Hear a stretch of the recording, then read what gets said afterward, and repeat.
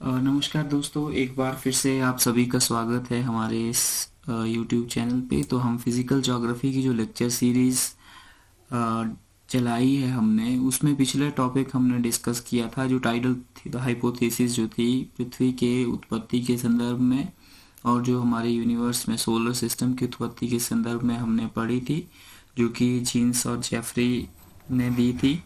और अब जो दूसरी जो इम्पोर्टेंट थियरी है हमारी, जो दूसरी इम्पोर्टेंट थियरी है about the origin of solar system और द यूनिवर्स और द अर्थ, वो है बिग बैंग थियरी। ठीक है, और ये सबसे लेटेस्ट और मॉडर्न थियरी इसको माना जाता है यूनिवर्स के ओरिजिन के लिए और फॉर्मेशन के लिए, सोलर सिस्टम के और प्लैनेट्स के लिए। ठीक है, तो अगर हम बिग बैंग की बात करते हैं तो बिग बैंग जो सिद्धांत है ये 1950 से 1960 के दशक में हम ये इसने बहुत ख्याति प्राप्त की। और 1950 से 60 का जो दशक था, इस दौरान जो ये 20 वर्ष थे, इस दौरान इस पे मतलब बिग बैंग जो सिद्धांत था इसके ऊपर काम किया गया।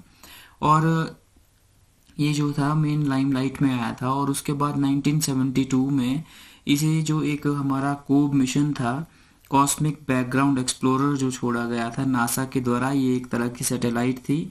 सैटेलाइट छोड़ी गई थी जो ओल्डेस्ट लाइट है हमारे यूनिवर्स में उसको मैप करने के लिए और उसको मेज़र करने के लिए। ठीक है, जो कोब मिशन था, कोब मिशन ने जो बिग बैंग थियरी थी, जो बिग बैंग का सिद्धांत है हमारे यूनिवर्स के ओरिजिन के संदर्भ में, ब्रह्मांड के संदर्भ में, कि ब्रह्मांड में जितने भी हमारे खगोलीय पिंड हैं, प्लैनेट्स हैं, ठीक है, या एस्टेरॉइड्स हैं, कॉमेट्स हैं, मीटियोर्स हैं, वो किस तरह से बने।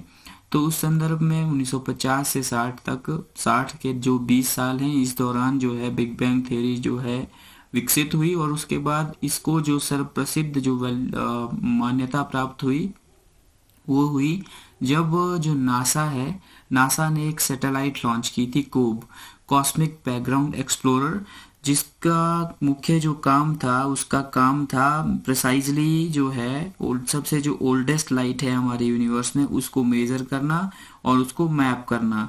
और इसमें जो कॉस्मिक माइक्रोवेव बैकग्राउंड था उसकी सहायता से जो सबसे ओल्डेस्ट लाइट और ओल्डेस्ट लाइट जो थी उसको मेजर और मैप किया गया था इस सैटेलाइट के थ्रू। तो इस थ्योरी, उसके ये थ्योरी जो है उसके बाद बहुत प्रसिद्धि प्राप्त की इस थ्योरी ने। तो इस थ्योरी के अकॉर्डिंग क्या है कि जो हमारा बिग बैंग का सिद्धांत है वो कहता है कि जो हमारा यूनिवर्स है, हमारा ब्रह्मांड जो है, उसकी उत्पत्ति एक सिर्फ सिंगल पॉइंट से हुई है। ठीक है, एक सिर्फ सिंगल पॉइंट से हुई है जिसको हम सिंगुलैरिटी के नाम से जानते हैं। ठीक है, और ये लगभग 14 से 15 बिलियन वर्ष पहले हमारे जो ये सिंगुलैरिटी है या बिग बैंग का मतलब पृथ्वी का निर्माण हुआ, या जितने ग्रह हैं या ब्रह्मांड है उसका निर्माण हुआ, ऐसा माना जाता है। और जैसे ही मतलब पहले क्या था कि जो पूरा यूनिवर्स था वो सिर्फ एक पॉइंट में ही समाया हुआ था, जिसको हमने सिंगुलैरिटी का नाम दिया था। ठीक है, उसमें क्या है, विस्फोट होता है। ठीक है, विस्फोट के बाद क्या है कि जो गैलेक्सीज बनती हैं, ठीक है, जो गैलेक्सीज बनती हैं, ठीक है, वो एक दूसरे से दूर, मतलब धीरे धीरे वो एक दूसरे से दूर जाना शुरू करती हैं। और उनके बीच में जो स्पेस है, उनके बीच में जो गैप है, वो with the passage of time बढ़ता जाता है। ठीक है, अगर हम शुरुआती समय की बात करें तो उस टाइम जो था, उस समय हमारे ब्रह्मांड में इतनी ज़्यादा दूरी नहीं थी। ठीक है, गैलेक्सीज के बीच में बहुत कम दूरी थी। ठीक है, तो इसके बाद क्या है कि जो इंस्टेंट एक all of the matter in the universe was created in one instant at the fixed moment in time. जैसे हमने सिंगुलैरिटी की बात की थी कि जो पूरा ब्रह्मांड था सिर्फ एक सिंगल पॉइंट में होता, और क्या हुआ कि एक मतलब फिक्स्ड मोमेंट ऑफ टाइम में क्या हुआ कि उसमें विस्फोट हुआ और जो सारा मैटर था यूनिवर्स में वो एक मतलब चारों ओर फैल गया। ठीक है, और ये अगर ये कहा जा सकता है कि जो पहले लगभग 14 से 15 बिलियन वर्ष पहले क्या था कि हमारा जो यूनिवर्स था वो एक सिंगल पॉइंट में समाया हुआ था, जिसको हम डार्क होल के नाम से भी जानते हैं। ठीक है, जिसमें सारा डार्क मैटर जो, और मैटर और जितना भी एनर्जी है वो मतलब उसमें समाया हुआ था। ठीक है, हालांकि उस टाइम जो है कुछ एक क्लाउडी मैटर जो है या विस्पी क्लाउड्स जो थे वो थे बहुत कई सारी दूरियों में वो फैले हुए थे, विशाल मात्रा में वो फैले हुए थे। तो लेकिन लगभग, और ये लगभग 500 मिलियन लाइट ईयर्स जो थे फैले हुए थे, बहुत दूर थे। ठीक है। जैसे ही वो फिर क्या हुआ, जैसे मैटर जो है वो हमारा जो सिंगुलैरिटी थी, वो हमारा जो सिंगल पॉइंट था उसमें विस्फोट होता है, तो उससे जो मैटर है या क्लाउड्स जो हैं वो चारों ओर फैल जाते हैं। लगभग 500 मिलियन लाइट ईयर्स तक वो मैटर जो है फैल जाता है। और समय के साथ साथ क्या होता है कि ये जो क्लाउड्स हैं ये आपस में टकराते हैं, ठीक है, आपस में कोलैप्स करते हैं और एक दूसरे की गुरुत्वाकर्षण की शक्ति के कारण आकर्षित होते हैं। ठीक है। और उसके कारण टूटते भी हैं, फिर उसके कारण जो है उसके बाद क्लस्टर बनते हैं गैलेक्सीज के, एक समूह बनते हैं गैलेक्सीज के, और गैलेक्सीज भी आपस में टकराती हैं। ठीक है। उसके बाद जो है हमारे जो तारे हैं, जितने भी स्टार्स हैं, उनका निर्माण होता है। ठीक है। जितने भी हमारी मिल्की वे में हैं। ठीक है। और जब इन तारों का मतलब ये जब तारे आपस में टूटे, ठीक है, तो उनके बाद जो है हमारे ग्रहों का निर्माण हुआ या हमारी पृथ्वी का निर्माण हुआ। ठीक है। तो ये जो हमारी थियरी है, बिग बैंग की थियरी है, ये भी ठीक है, ये पूरे यूनिवर्स की ओरिजिन की बात करती है मेनली। ठीक है। जिसमें इसमें कहा गया है कि हमारा जैसे, और ये एक्सप्लेन करती है कि यूनिवर्स कैसे बना है। ये इसका मुख्य उद्देश्य ही यही है, इसका मेन ऑब्जेक्टिव ही यही है। जो बिग बैंग का सिद्धांत है ये हमें बताता है कि यूनिवर्स जो है, हमारा ब्रह्मांड की उत्पत्ति किस तरह से हुई है।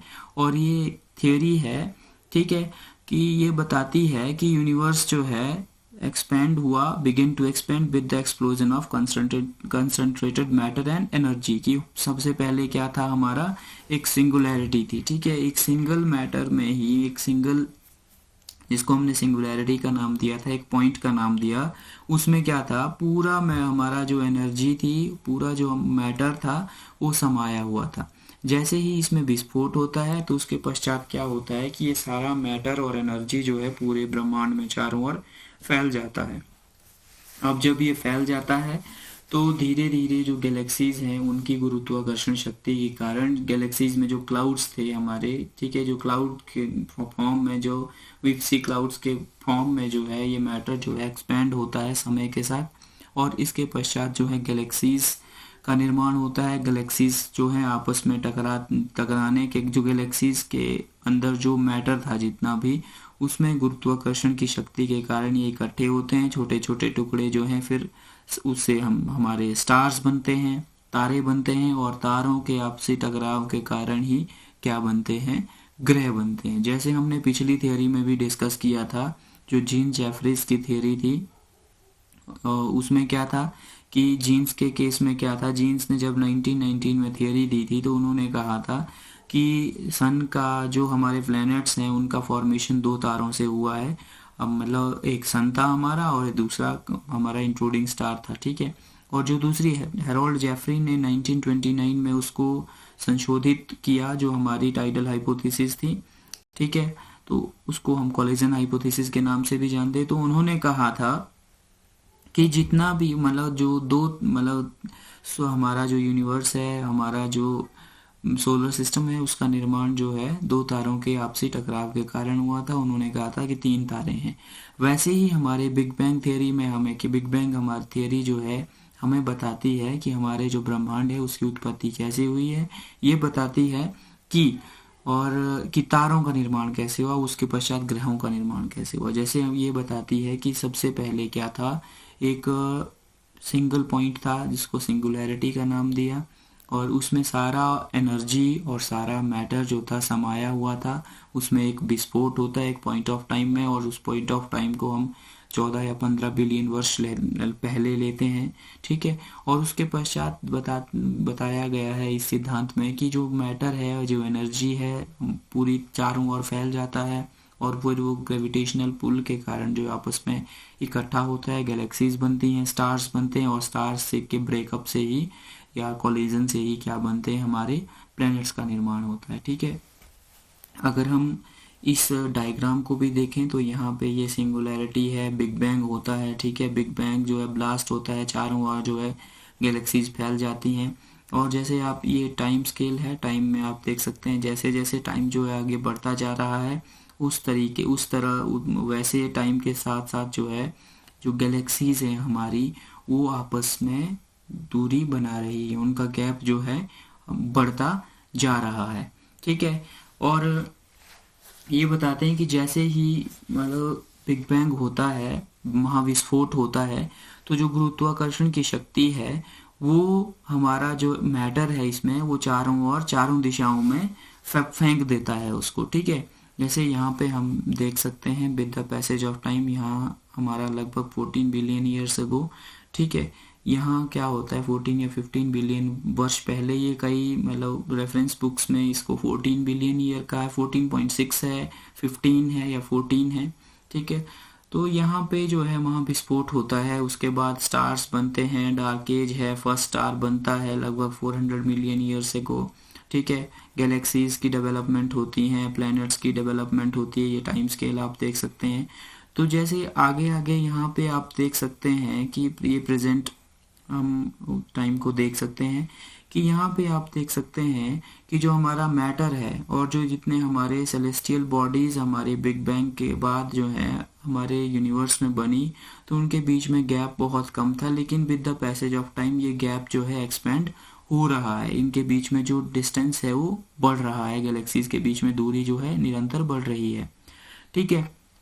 और उसके पश्चात क्या होता है, जैसे महाविस्फोट होता है तो ग्रेविटी जो है गुरुत्वाकर्षण के शक्ति के कारण क्या है, जो हमारा फैला हुआ मैटर था वो छोटे छोटे क्लम्प्स में या छोटे छोटे समूहों में जो है ग्रुप्स में जो है एकत्रित हो जाता है। ठीक है। ग्रेविटी की फोर्स क्या होती है कि कोई भी ऑब्जेक्ट हमारे यूनिवर्स में कोई भी ऑब्जेक्ट है, कोई भी चीज़ें हैं वो क्या है एक दूसरे को आकर्षित करती हैं। तो इसके कारण ही क्या होता है जो हमारा मैटर फैला हुआ था महाविस्फोट के बाद वो क्या है आपस में इकट्ठा होना शुरू हो जाता है। ठीक है। और इसके कारण क्या होता है गुरुत्वाकर्षण की शक्ति के कारण ये मैटर जब इकट्ठा होना शुरू हो जाता है तो उसके कारण बहुत बड़े बड़े क्लस्टर्स बनते हैं, जैसे कि जो कि गैलेक्सीज का रूप ले लेते हैं। As you can see this image also, this is a galaxy. ठीक है। और अभी क्या है कि फिर ये गैलेक्सीज जो हैं सेंटर की ओर सेंटर की ओर मूवमेंट शुरू कर देती हैं। ठीक है। सेंटर की ओर मूवमेंट इनकी शुरू हो जाती है और ये जो एक्सप्लोजन हुआ था हमारा महाविस्फोट हुआ था वो जो 14 से 15 बिलियन वर्ष पहले हुआ था हमारा, और जो सबसे फास्ट घूमने वाला हमारा मैटर है और एनर्जी है वो सबसे ज़्यादा दूर चला जाता है। ठीक है। और एस्ट्रोनॉमर्स ये विश्वास रखते हैं कि जो बिग बैंग थियरी है वो दो पॉसिबल फ्यूचर्स को बताती है। ठीक है। जो बिग बैंग थियरी है कि उसके कारण क्या हुआ, जैसे इन नटशेल अगर संक्षिप्त रूप में हम कहें तो ब्रह्मांड जो है, ब्रह्मांड का निर्माण एक सिंगल पॉइंट से हुआ है। ठीक है। और सिंगल पॉइंट में क्या है, जैसे फॉर एग्जांपल ये ब्रह्मांड का निर्माण जो है हमें क्या मानते हैं कि एक सिंगल पॉइंट में ही पूरा एनर्जी और मैटर था। फॉर एग्जांपल ये है। ठीक है। इस सिंगल पॉइंट में ही पूरा एनर्जी और मैटर था और एक समय पे क्या होता है कि लगभग 14 से 15 बिलियन वर्ष पहले इसमें विस्फोट होता है और एनर्जी और मैटर जो है वो चारों ओर फैल जाता है। उसके बाद गुरुत्वाकर्षण की शक्ति के कारण क्या होता है कि छोटे छोटे क्लम्प्स बन जाते हैं। ठीक है। वो जो क्लम्प्स जो हैं जब गुरुत्वाकर्षण की शक्ति के कारण एकत्रित हो जाते हैं तो उसके बाद गैलेक्सीज का निर्माण होता है। गैलेक्सीज में जो है आपस में जो क्लम्प्स हैं वो आपस में टकराते हैं, जिनके कारण क्या होता है स्टार्स का निर्माण होता है। और वो स्टार्स जो हैं आप जब टूटते हैं तो उसके पश्चात क्या है, स्टार्स टूटने के पश्चात क्या है हमारे यूनिवर्स का निर्माण होता है और हमारे सोलर सिस्टम का निर्माण होता है। ठीक है।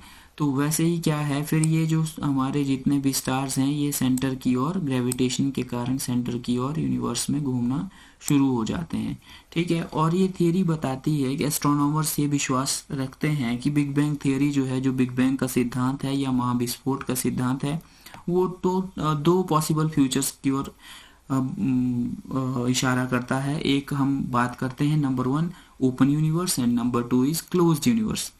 ओपन यूनिवर्स में अगर हमारा जो गैलेक्सी ओपन यूनिवर्स में एस्ट्रोनॉमर्स का मानना है कि जो गैलेक्सीज एक दूसरे से दूर जा रही हैं, ठीक है, एक दूसरे से दूर जो हैं जा रही है वो जाती रहेंगी, और इन यूनिवर्स हमारे ब्रह्मांड का एक्सपेंशन होता रहेगा, और ये तब तक होता रहेगा जब तक जो गैलेक्सी में स्टार हैं वो खत्म नहीं हो जाते हैं। ठीक है, तब तक जो है हमारे जो ब्रह्मांड में एक्सपेंशन है ये होता रहेगा। ठीक है, और ओपन यूनिवर्स के कारण क्या होगा, हमारे ब्रह्मांड में पूरा खालीपन हो जाएगा, पूरा ब्रह्मांड हमारा खाली हो जाएगा, क्योंकि स्टार जो है डाई हो जाएंगे।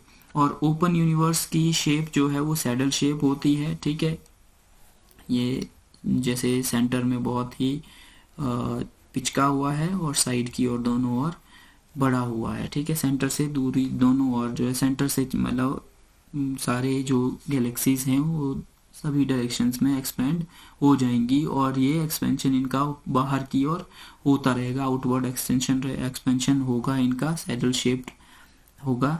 ठीक है, और जिसके कारण ये जो ओपन यूनिवर्स है इसमें मतलब ये एक्सपेंशन तब तक होता रहेगा जब तक कि हमारे जो गैलेक्सीज में तारे हैं वो ख़त्म नहीं हो जाते हैं। ठीक है,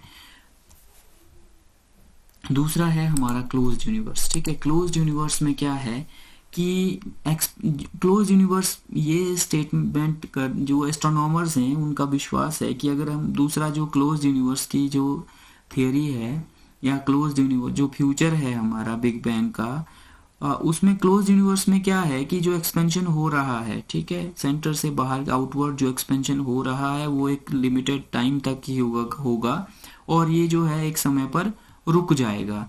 ठीक है, उसके पश्चात क्या होगा कि जो गुरुत्वाकर्षण की शक्ति है, ठीक है, वो सभी गैलेक्सीज को एक सेंटर की, जो सेंटर ऑफ यूनिवर्स है हमारा, यूनिवर्स का केंद्र बिंदु जो है उसकी ओर आकर्षित करेगी, और पूरे जो गैलेक्सीज हमारे यूनिवर्स में हैं, हमारे ब्रह्मांड में जितनी भी आकाश गंगाएं हैं, गैलेक्सीज हैं, वो सभी सेंटर की ओर दोबारा आकर्षित हो जाएंगी, और जो जितना भी मैटर और जितना भी एनर्जी उनमें है वो जैसे जैसे नज़दीक आती जाएंगी वो उस जो सेंट्रल एरिया है उसमें समा जाएंगी, जिसको बिग क्रंच का नाम देते हैं हम। ठीक है, कि सभी जो जितना भी एनर्जी और मैटर है वो ग्रेविटेशनल पुल के कारण हमारे सेंटर की ओर आ जाएगा और सारा उसमें समा जाएगा, और पूरी पृथ्वी जो है हमारी फिर से, या पूरा ब्रह्मांड जो है हमारा फिर से एक ब्लैक होल में समा जाएगा, और उसके पश्चात फिर से एक नया बिग बैंग होगा। ठीक है, और जो क्लोज्ड यूनिवर्स है उसकी शेप जो है स्फीयर शेप्ड होता है, ये सारा सेंटर की ओर आकर्षित हो जाएंगे, जितने भी ग्रेविटेशनल पुल के कारण चारों ओर से जितनी भी हमारी गैलेक्सीज हैं वो सेंटर ऑफ यूनिवर्स की ओर आ जाएंगी, और एक जो सिंगुलैरिटी की हमने बात की थी उसमें समा जाएंगी। ठीक है, और ज़्यादातर हमारे जितनी भी रेफरेंस बुक्स हैं या जितने भी रिसर्च पेपर्स हैं वो कहते हैं कि यूनिवर्स जो है, पर मतलब हमारा जो यूनिवर्स है वो एक क्लोज्ड यूनिवर्स है। ठीक है, क्लोज्ड यूनिवर्स है मींस कि वापस हमारे जितनी भी गैलेक्सीज हैं वो सभी वापस हमारे जो सेंटर ऑफ यूनिवर्स है उसमें समा जाएंगी।